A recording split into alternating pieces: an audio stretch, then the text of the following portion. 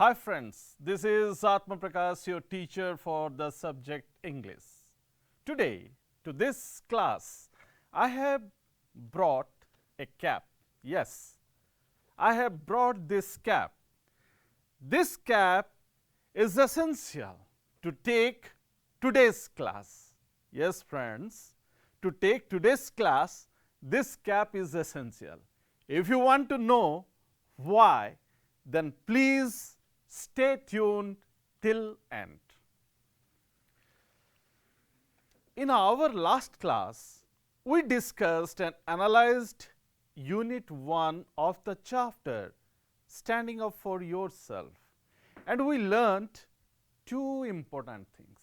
In our previous class, we learnt two important things, and the first thing is keep yourself prepared to face any challenge. And the second thing is never fear anyone or anything. And in this class, with that previous knowledge, we shall cover Unit 2. A part of the text of Unit 2 is now visible on your screen. The first line of second unit of the chapter is, the ruler of our street was a boy of about 16 who was nicknamed Red. Once again, let me read that sentence. This is the beginning sentence of Unit 2 of Standing Up for Yourself. The ruler of our street was a boy of about 16 who was nicknamed Red. This sentence, this very sentence, introduces a new character into the story. This sentence introduces a new character into the story. The new character is Red. He is a boy. The writer identifies him as the ruler of the street, as the monarch of the street, as the boss of the street.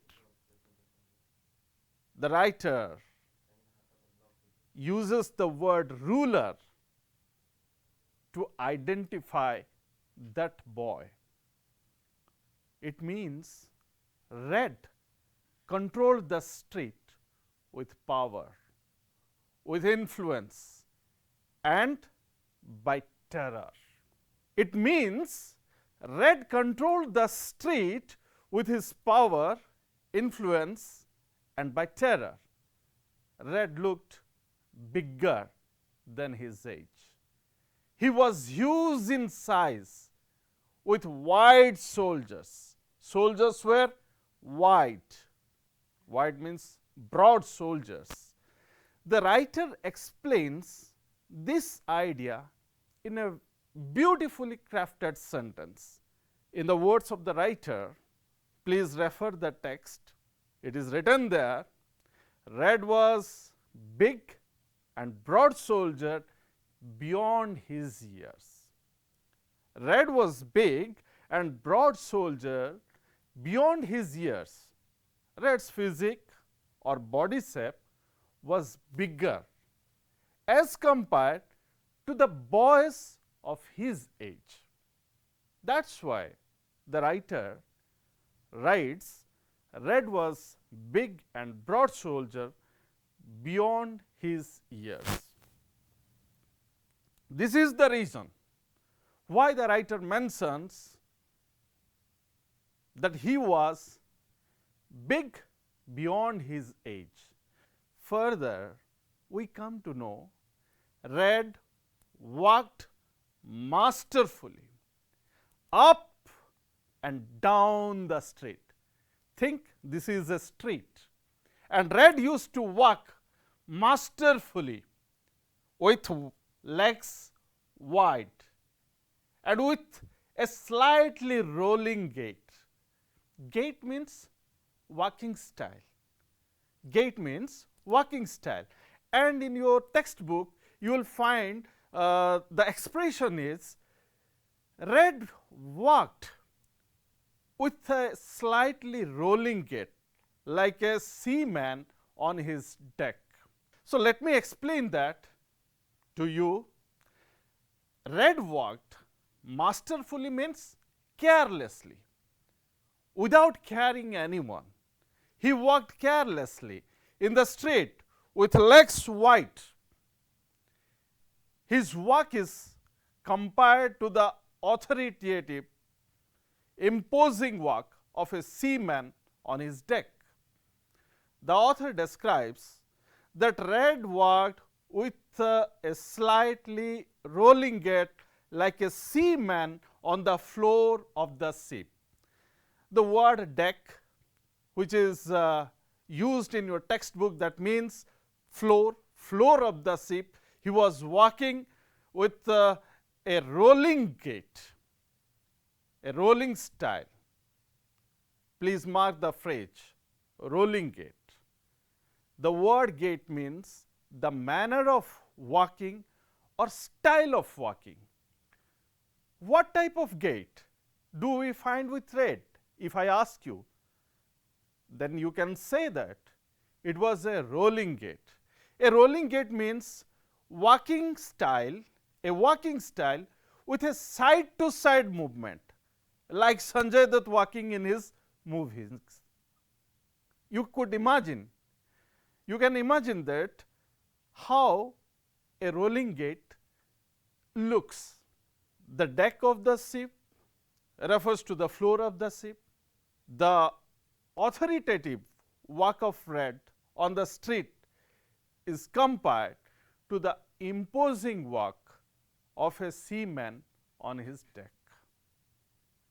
So, this is the physical feature, the style, the manner of that hoodlum, Red, who was a boy of 16 years.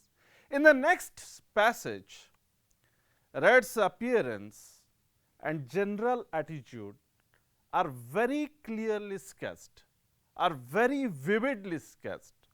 The passage runs like this. The exact wordings, let me read it. From under his cap, its peak always at the back of his head. From under his cap. Now, let me use the cap which I have brought to class to demonstrate the things. Think this is a cap.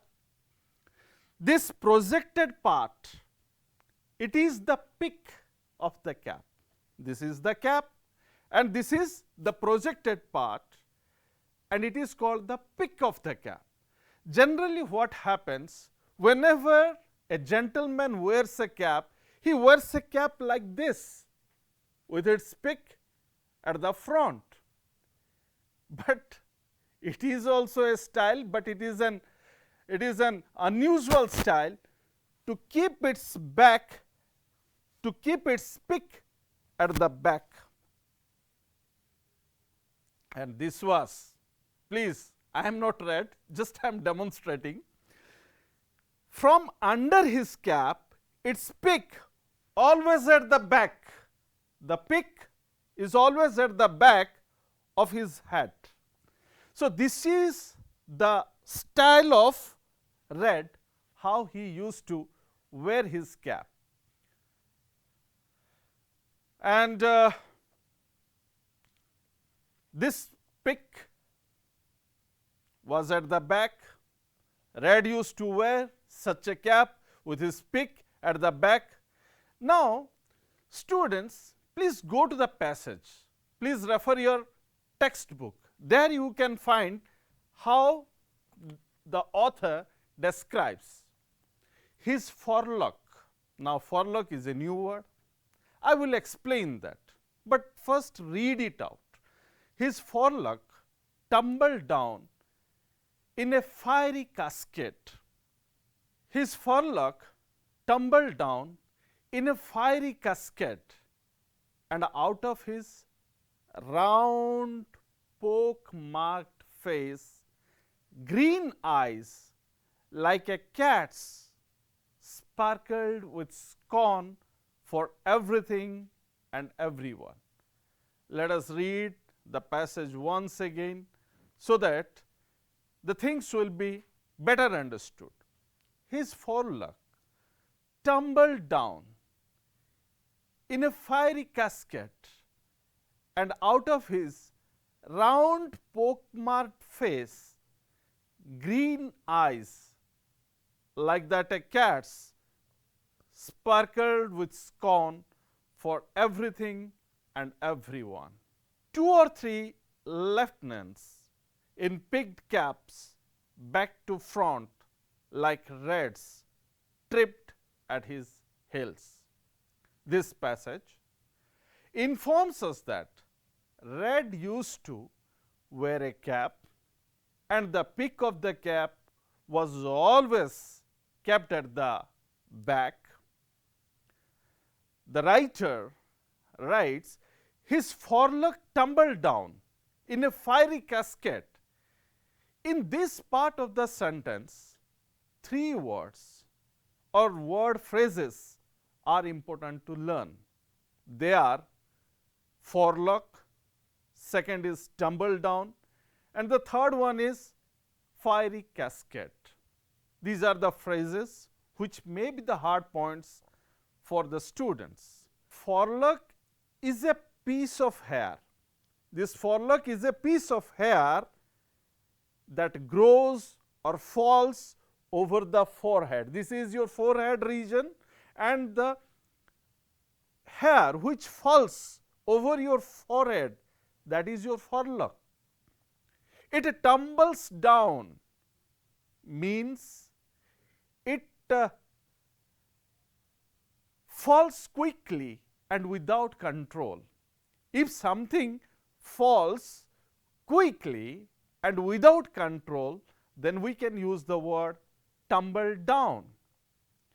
And the last phrase about which I have already mentioned, that is fiery casket, means a hanging mass of something. A mass something is hanging, having the bright colors of fire, fiery. This refers to bright colors of fire. This phrase fiery casket refers to Red's forelock, which is hanging down and has the color of fire. I think your doubt is now cleared. Most students will be confused. They will be very much confused when they find the meaning of cascade in a dictionary. C-A-S-C-A-D, cascade in a dictionary. It is because the word cascade has multiple meanings. One word can have many meanings. It can have different sets of meaning. I mean, one word can have more than one meaning. At one level, cascade may mean a small, steep waterfall, and in another level, cascade may mean a large amount of something hanging down. If students associate the word cascade to the meaning of waterfall for Red's forelock, then they may be confused. Students must understand that in your examination, you are likely to get questions on such learning points. Under the item dictionary reference skill, generally a question carrying 5 marks is asked in the council examination, and it carries 5 marks.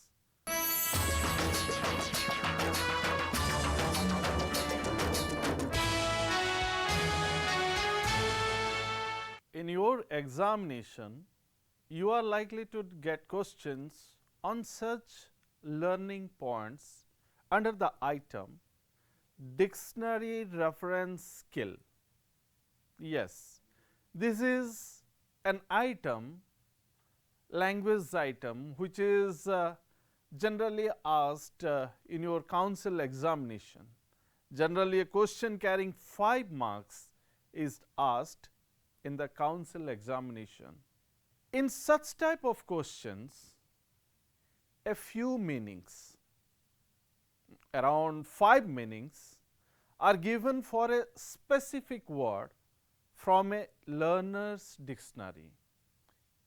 A specific word will be picked up and it's a possible 5 meanings having different sets, that is kept in one group, and sentences are given in another group.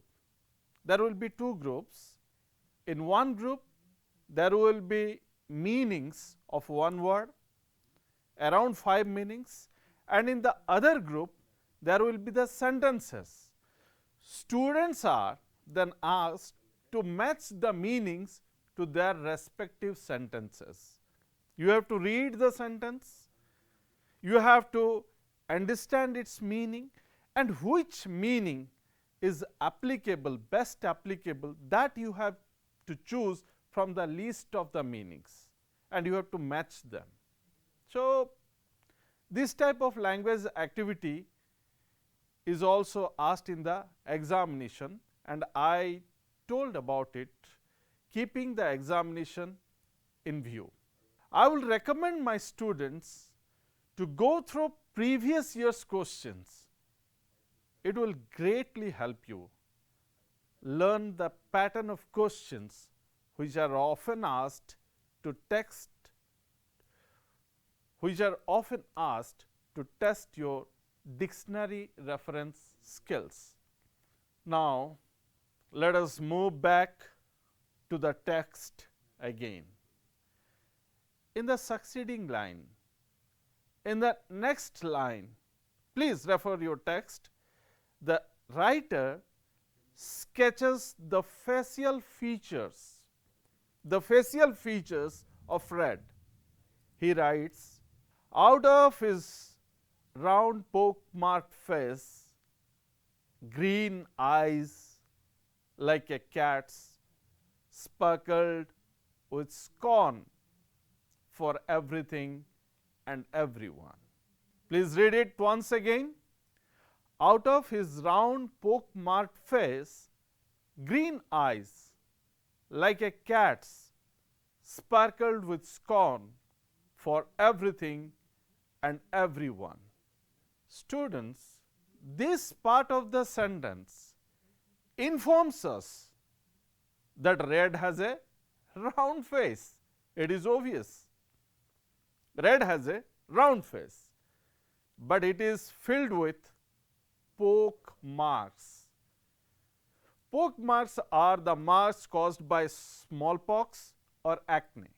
Pock marks are the marks caused by smallpox or acne, and Red has enough of it on his face. Red has green colored eyes like that of a cat, and they are filled with scorn. Green eyes filled with scorn. Students, the word scorn means a strong feeling of disrespect or contempt. Disrespect or contempt is equal to scorn. And Red's eyes are glistening. Red's eyes are sparkling with scorn. Red's eyes were full of contempt. Red's eyes were full of disrespect for everybody and everything. Point to be noted, scorn is equal to disrespect or contempt.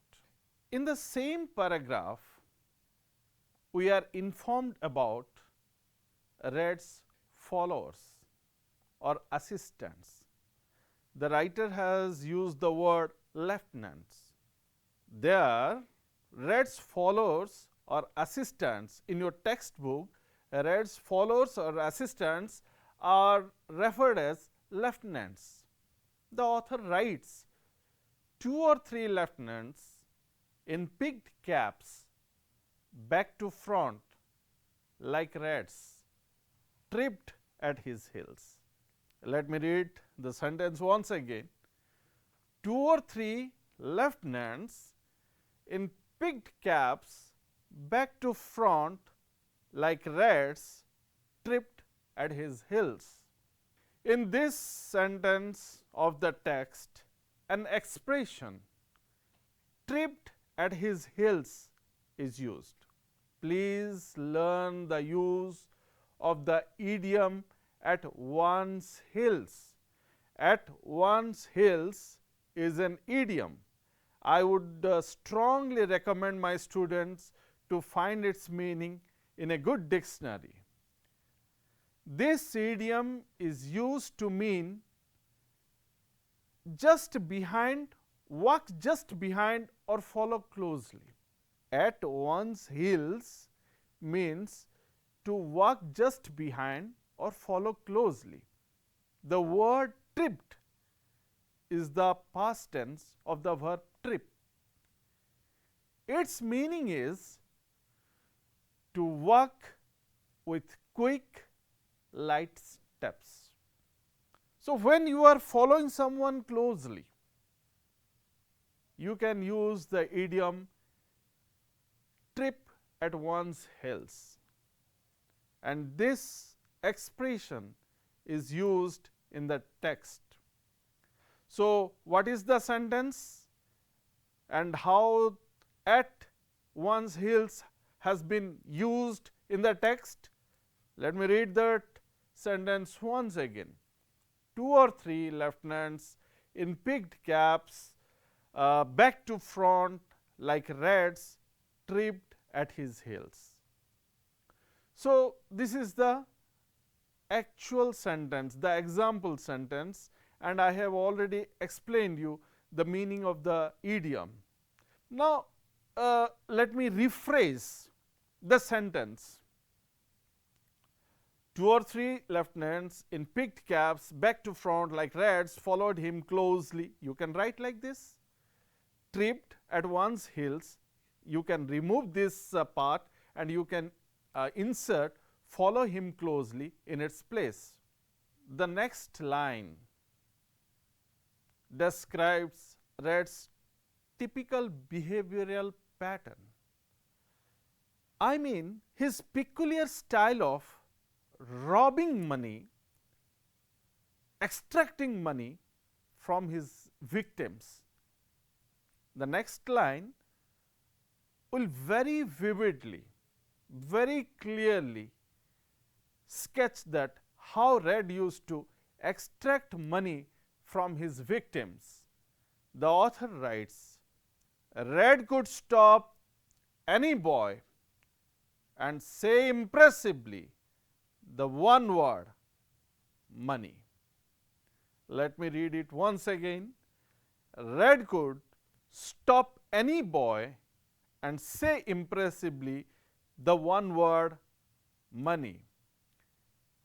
His lieutenants would turn out the boy's pockets, and if he resisted, they beat him up hard. This suggests Red's presence was terrorizing, and in his presence, his assistants or lieutenants would rob the money of the boy by turning out his pockets. So, this sentence is very much important because it projects the modus operandi, the style of extracting money from the victims by Red and his lieutenants. The last line of this unit throws light on a special weapon. Yes, a special weapon which Red always used to carry in his pockets. It was a metal knuckle duster. These are knuckles, and it was a metal knuckle duster.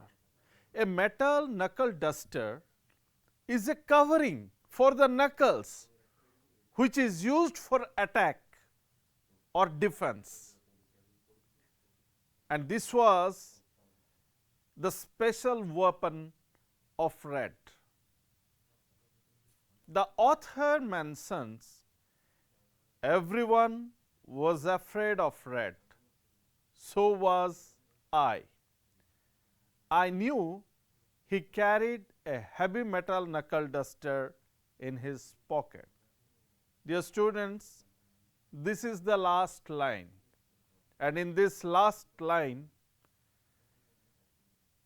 the author mentions the weapon which Red used to carry always in his pocket. The text is like this: everyone was afraid of Red, so was I. It means even the author was afraid of Red. I knew, that means the author knew he carried a heavy metal knuckle duster in his pocket. So friends, that metal knuckle duster, that weapon was always in Red's pocket, and this weapon made all afraid of Red. With this, the second unit ends. This is the end of second unit.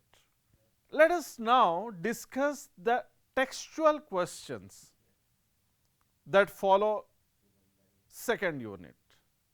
There are 9 questions in total, but today in this class I will discuss 5 questions in this session, and the rest 4 questions are home task for you.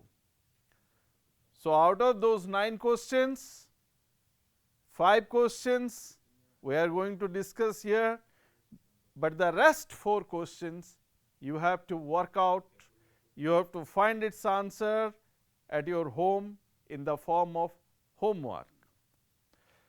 The first question in the text is, what made Red look older than he really was? Once again, let me read that question. What made Red look older than he really was? Students, if you have books, then please refer line number 2 of the text. Line number 2 of the text given in unit 2. The writer mentions Red was big and broad shouldered. Red was big and broad shouldered beyond his years. These things are mentioned. It is needless to say that this line contains the answer to the question. However, I will recommend you to use your own words to write the answer. Please do not copy the text. Express the idea in your own way. It will make you more creative and more skillful. You can write the giant figure. I have used the expression giant figure to refer the hugeness of Red's figure. The giant figure of Red and his broad shoulders made him look older than his years. This can be the answer. The giant figure of Red and his broad shoulders made him look older than his years. This is just a suggestion. You can write using your own select words, structures and styles. For example, in place of giant figure, you may substitute huge figure. Further, you may search the internet for more new words or expressions which you can use in place of big or giant. Such self-learning, such explorations will make you smarter. So, please take it to your heart that you have to explore further. Now, let us come to second question. The second question is, how did he roam in the streets? How did Red roam in the streets? To answer this question, go to line number 3. Line number 3 says, Red walked masterfully up and down our street, legs wide and with a slightly rolling gait like a seaman on his deck. So, this part of the text contains the answer. Read it, understand it.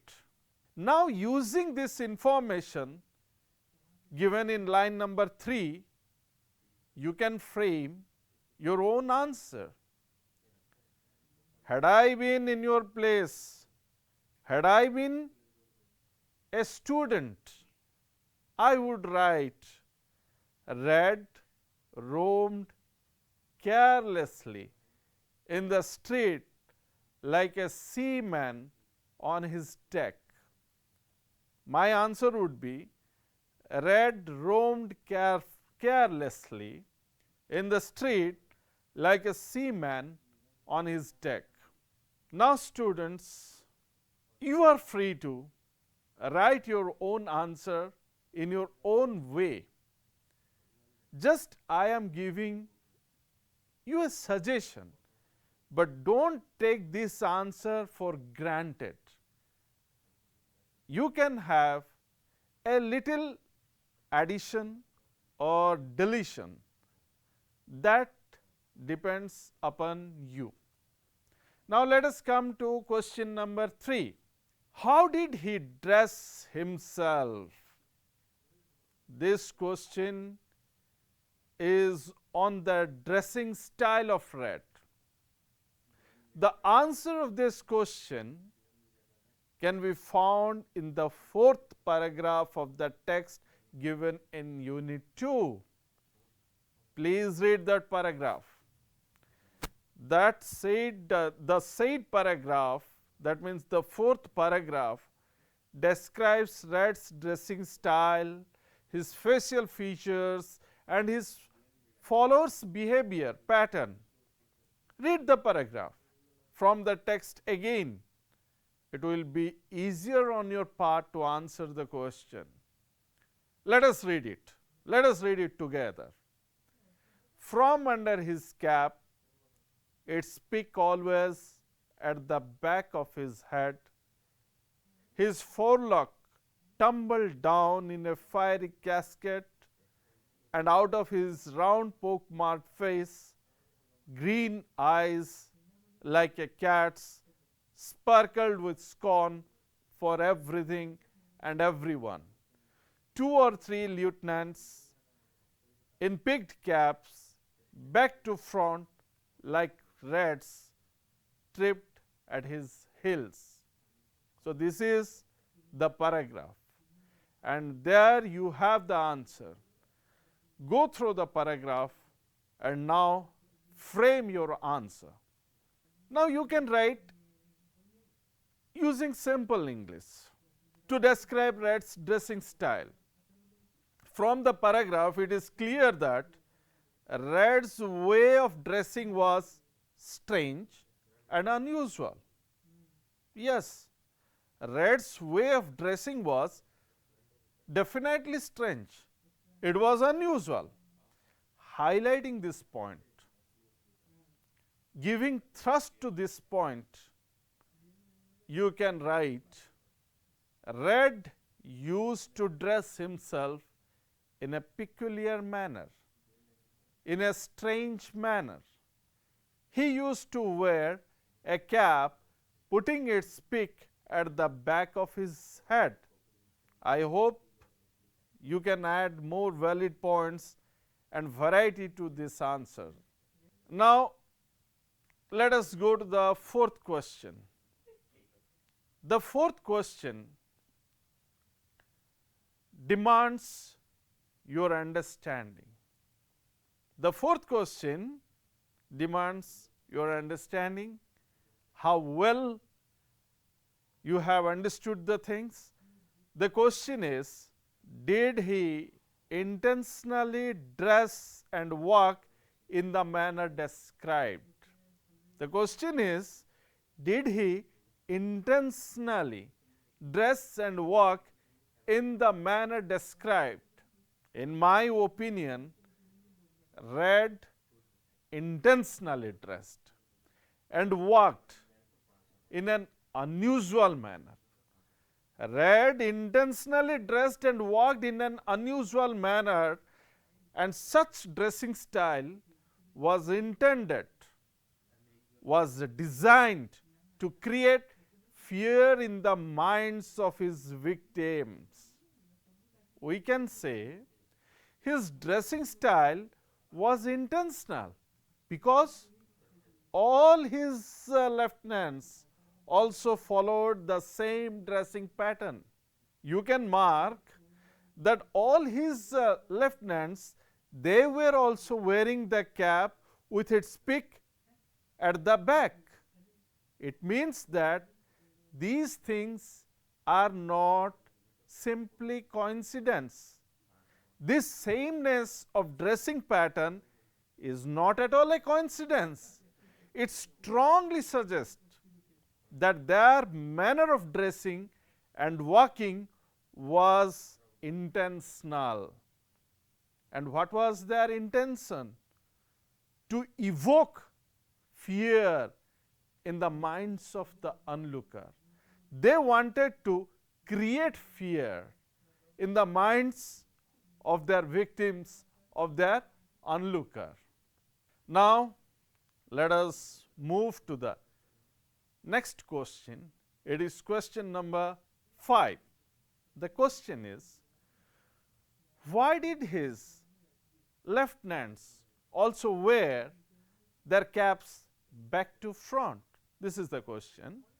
Why did his lieutenants also wear their caps back to front? The answer is obvious. The answer is clear. His lieutenants wore their caps back to front because they also wanted to evoke the same fear like that of Reds among the onlookers. With these hints and explanations, move ahead and draft the answers of other questions. Students, take the remaining questions as your homework. You can take the help of your textbook to answer your questions.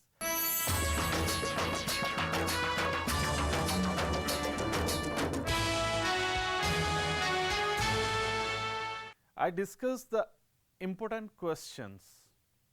I have already discussed the important questions, but another important part, that is vocabulary. Some difficult words have been used in this chapter that I want to once again give you some better examples for your better understanding. There is one word, it is tripped. Tripped at his heels. I had already described, but I would like to once again highlight this word, because in the question section there is a question which is based on this word. When we use the word trip, we mean walk with quick, light steps. Let me give you an example. She looked stunning as she tripped down the stairs. Walk with quick, but light steps. There we are using the word trip. Generally, an adverb is used with trip. For example, tripped at his heels, at is used.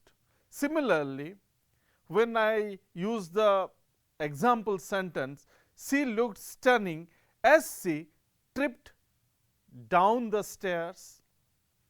Adverb or preposition that has to be used. Generally, the word trip means to go at a pace faster than a walk, but slower than running.